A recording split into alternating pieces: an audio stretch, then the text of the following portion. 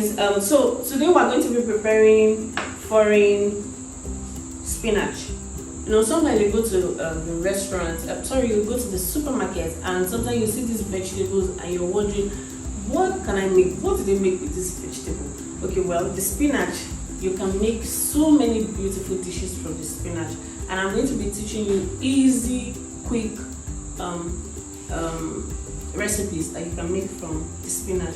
I like the fact that, you know, these recipes are very healthy because you use very little oil in preparing them, and they're very quick, especially for working moms. You know, you just want to, like, you wake up in the morning and you're wondering, oh God, what am I going to prepare for my kids?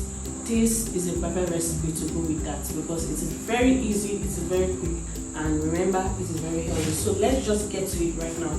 So what I do is I just put my wok on the fire.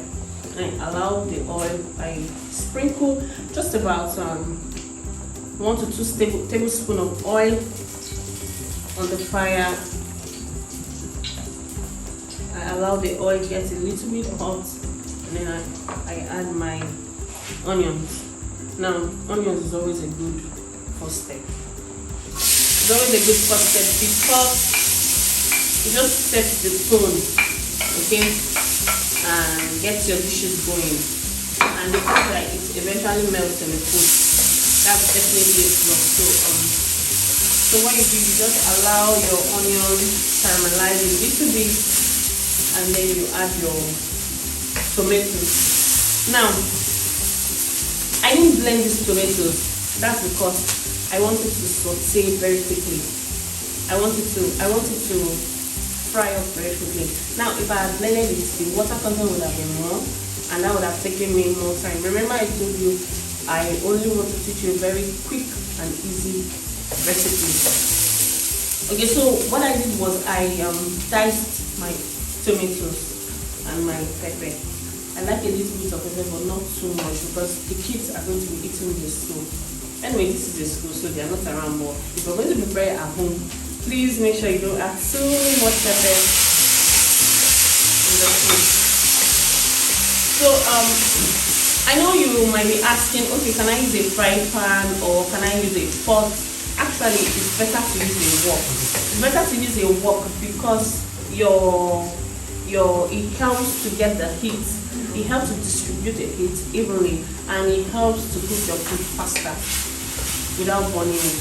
So I like to use a wok. So you can always get a wok, you know, in shops, in supermarkets. Just make sure it is thick and durable. All right, back to our dish. So we just wait for our tomatoes to heat up.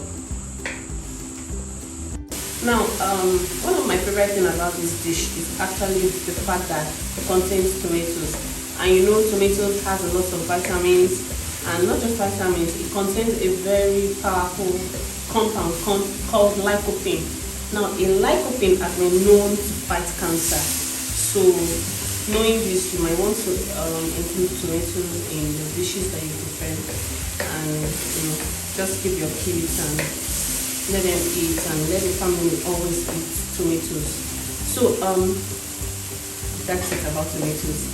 Lycopene, don't forget that. So our tomato has been reduced. The beautiful thing is that even when you cook tomatoes, it does not remove that compound. It's still very, very potent in fighting cancer. Alright, so the next thing we're going to be doing is to add our shrimps. I like seafood. I like seafood a lot because it's packed with flavors. It adds a lot of flavors to your dish. And I'm adding it first because, of course, it contains a lot of water, and I don't want that water to come in the way of my outcome. So we add our shrimp. We allow it to steam a little bit, and then we add our kpomo. I actually heard that someone is allergic to kpomo. Wow, that's surprising. But obviously, if you're a chef, you have to be very aware of these things.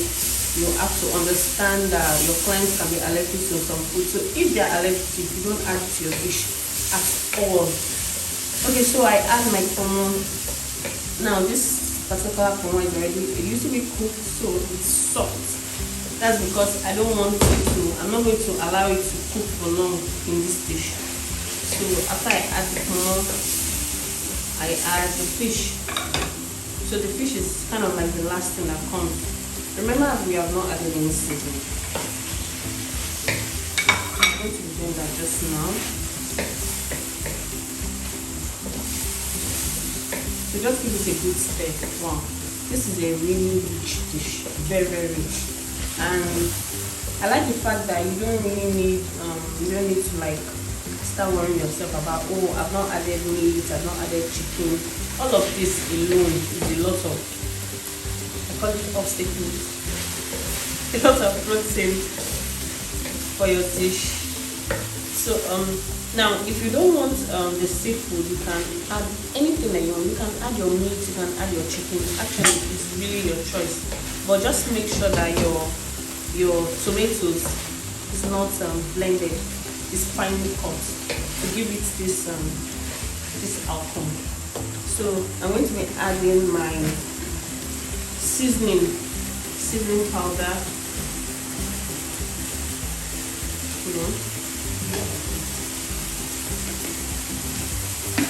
Now salt actually is optional, because I feel like the seasoning, the kpomo, all of that is already made the dish a bit salty. So I'm going to be very careful about how I add salt to my dish. So personally, I don't like too much salt, so I'm just going to leave it like that. So next up is my spinach. Okay, so I blanched the spinach already. When we have our question and answer, I'm going to tell you how to blanch your vegetables.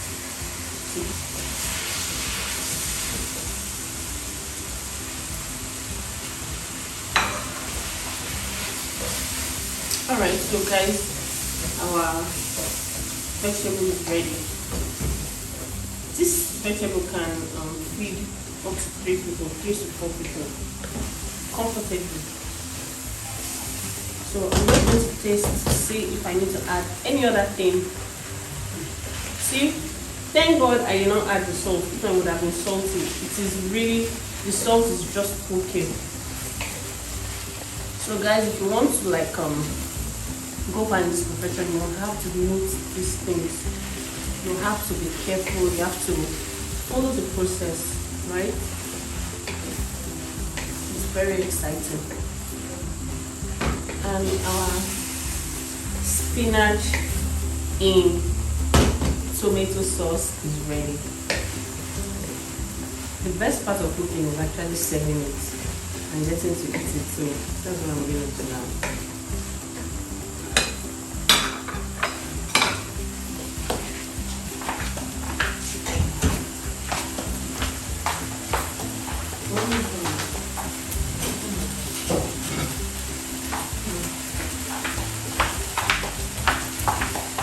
Okay, so I don't want it to be too cooked because I already blanched it, so it's expected that you will already cook to a certain level, so I will just serve it.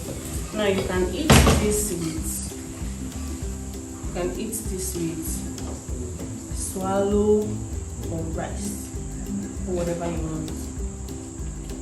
Wow, look at that. Very quick. In less than 15 minutes you're done. Thank you guys. Thank you for, I hope you enjoyed this class, and I'll see you in the next class. Thank you.